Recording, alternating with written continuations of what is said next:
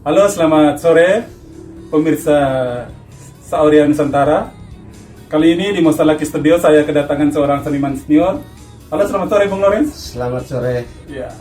Dan kali ini kita akan berbincang-bincang tentang perkembangan musik tradisional Endelio. Nah, dari pandangan Om Lawrence ini seperti apa perkembangan musik Endelio ini? Dari tahun kira-kira dari tahun 90-an sampai Dari tahun 90-an bahkan sampai sekarang proses perubahan memang jauh. Yeah. Tetapi kita sebagai masyarakat Endelio atau para seniman sebaiknya kita tetap mempertahankan kita punya budaya, kita punya adat istiadat setempat. Dan proses musik kita jangan lupa dengan segala tarian kita punya tarian kekhasan kita dulu itu rokatenda sama pakarena. Pakarena. Jadi kalau bisa kita tolong tingkatkan. Padukan dengan musik Wanda Pau. Bahkan dulu kan tidak tahu kalau Wanda Pau bagaimana. Yang penting orang yang bisa pakarena, orang yang bisa buat tarian rokatenda. Ya, sekarang masih. Kalau Om Lawrence sendiri melihat misalnya sekarang di video-video musik misalnya, itu kan juga ada menampilkan tarian Wanda Pau atau tarian Pakarena misalnya. Nah itu bagaimana menurut Om Lawrence? Itu kan untuk menurut saya itu saya rasa bangga. Berarti kita sebagai putra-putri Endelio masih mempertahankan, kita punya kekhasan budaya kita itu. Ini yang tarian budaya kita mempertahankan, saya jempol itu. Nah itu kalau pandangan saya seperti itu. Oke. Sekarang kita menuju ke karya musik ya, karya musik khususnya karya musik Om Lawrence ya. Ini kan sudah cukup banyak ya karya musik dari Om Lawrence ya. Salah satunya kan dari Lili Kara juga pernah membawakan Kai Kaca itu. Nah itu kan cukup populer itu. Mengapa sih Om Lawrence memilih untuk menjadi seniman atau lebih khususnya menjadi songwriter, pencipta lagu untuk lagu-lagu Endelio? Saya punya pemikiran begini. Saya jadi seorang seniman, saya seorang penyair lagu contohnya. Jadi kita membuatkan skenario. Contoh saja Leli yang vokalisnya. Jadi kita buat skenario itu bagaimana jalan ceritanya dari sebuah lagu. Ciri khas lagu ini menceritakan tentang antarbelis untuk kaum perempuan. Itu yang terjadi di budaya itu yang kita. Terjadi. Nah, jadi kita buat itu lagunya seperti itu. Jadi skenario yang kita buat itu seperti itu. Nah dalam video klipnya kan dalam video klipnya itu. Nah itu tervisualkan dengan sesuai begitu dengan tradisi kita. Itu yang bagus. Kira-kira mungkin Om Lawrence punya ide apa mungkin ya tentang budaya kita yang belum diangkat. Itu kan tentang budaya adat Belis misalnya. Adat antara Belis itu sudah tervisualkan di dalam lagu Kai Kajen. Kira-kira masih ada tidak budaya kita yang mungkin belum tervisualkan gitu dan belum ada lagu yang Om Lawrence ciptakan? Saya rasa masih kurang juga. Jadi macam saya masih butuh banyak narasumber. Saya masih butuh pendekatan dengan bapak tua-tua adat setempat. Mungkin mereka bisa menceritakan tradisi budaya yang selama ini kita belum pernah melihat. Maksudnya kan kita harus butuh narasumber. Kita membuat salah satu pekerjaan atau kita membuat salah satu lagu menceritakan, berarti kita butuh narasumber. Jadi contoh narasumber kita kan jangan memilih kadang-kadang seumur dengan kita, berarti di saat kita bekerja gurunya kan lebih banyak, lebih senang untuk bermainnya. Tapi kalau kita berhadapan dengan orang tua sebagai narasumber kita, otomatis kita kan lebih serius kita mendengar mungkin kata-kata dulu yang kita belum pernah dengar sekarang. Seperti mereka dulu mungkin kata-katanya pantunnya yang begitu jauh ternyata dekat sekali. Orang tua kan lebih memahami tentang pantun. Lagu Endelio tuh banyaknya dulu setahunya banyak pantunnya. Oh, pantunnya itu. Nah, pantun. Ini ya, ada tidak salah satu karya Om Lores yang berupa pantun itu, pantun yang sudah digali dari narasumber ini. Kalau pantun, lagu pantunnya saya itu Selolelo. Selolelo itu kan itu menceritakan pantun. Selolelo batak selolelo. Salah selo tanah subebo. Itu kan cuma pantun. Selolelo berarti dia tidak bisa tenang dalam rumah. Jalannya mundur mandir saja. Nah, tapi di saat orang suruh masak sayur, kok tidak bisa masak? Karena kerjanya lebih sukanya ke jalan. Itu yang terjadi di kehidupan kita. Ya, makanya kita menceritakan atau membuat pantun itu kadang-kadang menceritakan tentang kejadian. Kan makanya orang seniman itu membuat lagu apabila ada kejadian fakta itu, biasanya kerja lagu atau membuat sebuah syair lagu itu lebih cepat ketimbang kita menceritakan yang bukan kita melihat. Iya, yang diangkat dari kisah nyata itu lebih cepat prosesnya. Tapi saya salut lah, ada di ND, ada di mana saja, khususnya kita NDO, para kaula muda kita sudah membangkit, meningkatkan mutu musik, mutu mutu dari sisi lagunya itu sudah membaik. Lebih membaik. Sanggar bisa mati, sanggar jadi mati itu satu kelemahan kita itu pendampingan kita kurang. Tapi insentif dana juga kadang-kadang pemerintah tuh kasih insentif dana. Kelemahan satu, memilih seorang ketua sanggar itu harus orang seni. Yang ini aktif lah. Dia harus aktif dan dia harus tahu kalau menari caranya seperti ini, kalau menyanyi caranya seperti ini, kalau mau main ini seperti ini. Di Saga sendiri ada tuh? Kalau di Saga sendiri saya punya sanggar Veko Genda. Aktif. Sementara dengan penarinya saya sudah siap. Dan memang eventnya sering. Eventnya sering, tapi kami di saat orang membuat pesta nikah. Nah, biasa kami antar jemput, kadang-kadang sampai di acara resepsinya kami jalan. Sanggar Veko Genda. Om sendiri yang jalan. Saya bersama bapak-bapak saya itu kami jalan. Makanya saya bilang sanggar supaya jangan mati, ketuanya harus orang yang berjiwa seni. Jadi orang yang memangku seorang jabatan sebagai ketua sanggar, dia harus tahu, kalau tari Golamba busana adatnya seperti apa. Itu beda, ya? Iya. Nah, Veko Genda juga begitu. Dia hanya terjadi di perkawinan saja, pesta perkawinan atau pesta perkawinan, pesta penjemputan para pejabat datang biasanya. Itu kan ada acara penjemputan semua. Biasa itu dana ada dapat atau dari perputaran itu, dananya perputaran ketika dipakai baru dapat, atau ada insentif juga dari itu. Langsung insentifnya itu kalau kami dari orang pakai di pesta nikah, kami sudah ada buat keputusan di dalam kelompok sanggar bahwa satu kali acara itu 500. Jadi 500.000 satu kali acara itu khususnya di desa setempat. Tapi kalau sudah di luar dari desa setempat, otomatis kami kan harus butuh lagi transportasinya, bagaimana dia makan minumnya.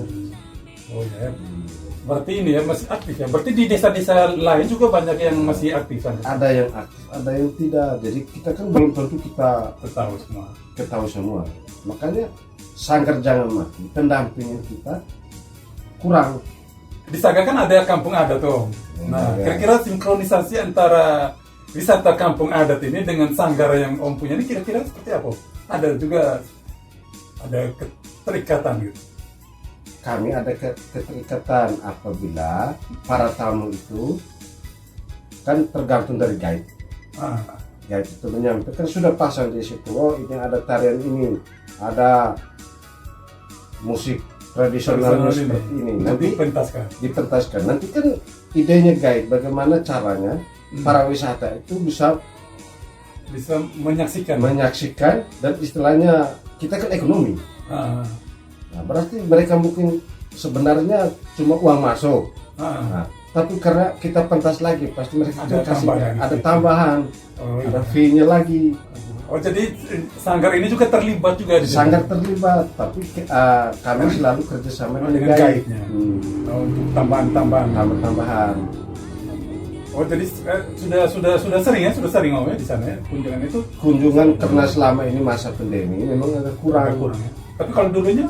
Kalau dulunya kami kan sering, kadang-kadang mereka minta dari pihak anak-anak, dari anak-anak saya untuk menari. Nah, kadang-kadang kami yang main. Kadang-kadang Sanggar anak-anak punya sendiri, mereka sendiri yang main golambanya, mereka sendiri punya penarinya. Itu wisatawan asing juga, ada yang domestik dalam negeri? Ada domestik, ada yang luar negeri juga. Asing. Dari luar negeri datang, biasanya mereka mau menonton, menyaksikan tarian budaya setempat begini. Gawi Saga punya itu memang orang sering tayang tuh di itu. Gawi tanpa musik gitu. Gawi tanpa musik. Itu gua, itu penutupan acara gua ya, ditutup dengan acara gua itu dengan Gawi. Ditutup dengan Gawi. Itu yang tanpa musik gitu. Tanpa musik itu yang mendengar itu cuma orang yang menyanyi, orang yang membuat suasana di dalam ojekannya. Yang soda. Itu biasanya soda tuh itu yang nyanyi siapa? Biasa dari kalau kami di Saga, kami Putra Saga sendiri. Ya. Nah, cuma kami dua kampung di situ, antara Putra Saga dan Putra Wolomasi. Kami Saga Wolomasi kan satu. Nah, karena sekarang sudah ada pemisahan desa ya, desa Wolomasi dan desa. Tapi dulu secara adat budayanya, secara budaya adatnya tetap satu kami. Ya, tidak bisa dipisahkan. Nah, makanya yang menjadi penyanyi soda di dalam cuma Putra Saga sendiri. Dengan Putra Wolomasi tidak? Putra Wolomasi. Ada Putra Wolomasi, ada Putra Saga. Jadi kami ini kalau pesta adatnya di Saga, ya penyanyi orang soda yang dari Wolomasi, kami sama-sama. Tidak bisa bilang begini, tidak ada. Itu biasanya berapa lama, Om? Kami soda biasanya. Soda kami kalau di Saga dari kelepas Gawi hari Minggunya itu kalau tua adat bilang mulai dari jam 2 sampai jam 6 ya kami jalan di sana. Jam 2 siang? Jam 2 siang sampai jam 6. Jam 6 sore? Ya, jam 6 sore. Jadi nyanyi kami berapa orang kan bos kita. Om Loris juga nyanyi? Ya, saya termasuk. Saya termasuk orang soda di dalam. Oh, pasti memang jantan bang cukup tinggi juga wet untuk soda. Itu pengalaman liriknya untuk soda itu biasanya sudah disiapkan atau spontanitas saja di? Oh, kalau menceritakan tentang soda, minta maaf saja. Kalau macam sekarang kunjungan saya ke sini, itu saya belum tahu kata-kata itu cerita tentang soda itu. Nah, tapi bagaimana maksud laki sudah membuat ritual, itu kami dengan sendirinya. Spontanitas langsung. Ada roh yang ada roh atau memang tidak tahu mungkin pembawaan kami seperti itu. Nah, tapi kalau mau cerita tentang kata-kata adat bisa-bisa saja, tapi sebelum sempurna. Tapi di saat masuk Gawi muncul ide kata-katanya muncul begitu saja. Nah, itu yang kami alami. Tapi mau bilang mau pakai kertas tulis dulu baru suruh kami menyanyi. Itu kadang-kadang blank. Kalau begitu itu. Tulis masih belum ada ide. Tapi begitu masuk langsung sudah ada di situ. Ya itu yang menjadi orang soda memang. Ada roh yang bekerja mungkin. Itu sudah. Jadi saya juga mungkin sudah agak lama juga untuk jadi orang soda Saga di Wolomasi di desa tetangga kami Wolomasi. Oh, ini gua ini di Saga di Wolomasi juga ada. Di Wolomasi juga. Di Wolomasi bahkan 2 kampung. Ada Aisiranya, ada Wangosumbinya. Kami di Saga satu dua. Tapi itu pun kami tidak bisa. Kalau keterlibatan golamba di dalam gua ada juga. Memang keterlibatan tarian. Golamba itu keterlibatan paling peranan besar itu gimana maksud laki membuat budaya. Maksudnya membuat budaya? Mereka buat adat itu kan harus dibunyi dengan gelambanya. Oh iya. Bertua maksud laki sudah tahun 2. Maksud laki sudah membuat adat. Jadi tandanya gong sudah bunyi, bedugnya sudah bunyi, berarti sudah tahu tanggal sekian kita mulai jawab, mulai dari kapan. Jadi itu digiring oleh kami, diatur oleh musnahnya. Tinggal kalau dari ini kita itu dari sisi seni ya, kualitas seni. Berikut kita lihat dari sisi ekonominya, misalnya dari sisi bisnisnya. Ini Om Loris melihat bagaimana dari sisi bisnis sebagai seniman ini? Kalau di sisi bisnis, kami dulu zamannya masih pakai plat CD. Proses keuangan itu tidak tergantung. Maksudnya tidak tergantung dari orang yang ini. Masa plat CD itu kami dulu kan contoh selesaikan buat sebuah album, diproduksinya plat CD-nya, langsung diedarkan ke pasar-pasar. Jadi proses keuangan itu apabila orang sudah beli itu satu plat CD, berarti kita kan langsung dapat uangnya. Tapi kalau macam sekarang kan CD player mungkin sudah tidak ada lagi. Sudah tidak ada lagi. Tapi proses kreatif tetap. Proses kreatifnya saya rasa lebih bagus. Pendistribusiannya lebih cepat sekarang, pendistribusian lagunya. Lagunya prosesnya cepat. Memperkurangi bagi orang yang dulu kan masih apa itu istilahnya? Dulu masih kaset CD lah. Kaset CD. Kadang-kadang orang punya lagu ini belum keluar di plat CD-nya. Kadang-kadang orang sudah menjabat. Sudah pembajakannya lebih cepat. Pembajakan lebih cepat. Tapi sekarang pembajakan model apa lagi? Sekarang sudah. Itu yang saya jempol dunia sekarang ini. Itu yang sekarang ya. Itu yang kemarin akhirnya kita sempat membahas tentang apa tadi, ide-ide untuk misalnya di ND itu punya lembaga yang memfasilitasi para pencipta lagu ini misalnya. Sehingga misalnya lagu-lagu Endelio ini yang cukup populer, yang sangat populer, itu bisa difasilitasi lah oleh sebuah lembaga misalnya gitu. Misalnya ada IO yang mendatangkan artis, terus artis ini menyanyikan lagu dari penciptanya ini, ya misalnya penciptanya itu mendapatkan royaltinya sedikit. Nah ini yang mungkin belum kita sebagai seniman itu kita belum berpikir sampai di situ. Sebagai seniman Endelio kita belum pernah berpikir. Makanya kalau ke depan, mudah-mudahan para seniman ND kita buatlah satu gubuk, satu organisasi bagus. Jadi kumpul semua lagu-lagu para seniman, kita umum. Jadi jangan dirugikan salah satu pihak. Misalnya ada kampanye Akbar, terus datangkan artis dari ibu kota, terus bawakan lagu Endelio, penciptanya orang Endelio. Nah minimal kan si pencipta ini mendapatkan royalti begitu ya. Iya. Nah itu. Ini Om Loris juga pernah kejadian semacam ini? Saya belum pernah mendapatkan itu, cuma saya menjalani kadang-kadang bakatnya saya sesuai karakternya saya. Biasanya saya sering ke, mungkin pemikir sendiri sudah tahu toh saya selalu di sini dulu semasa saya masih dengan teman-teman. Nah, itu kan sebenarnya kita penyanyi Endelio ini rata-rata kita menyalurkan bakat, tapi sebatas kita menyalurkan bakat.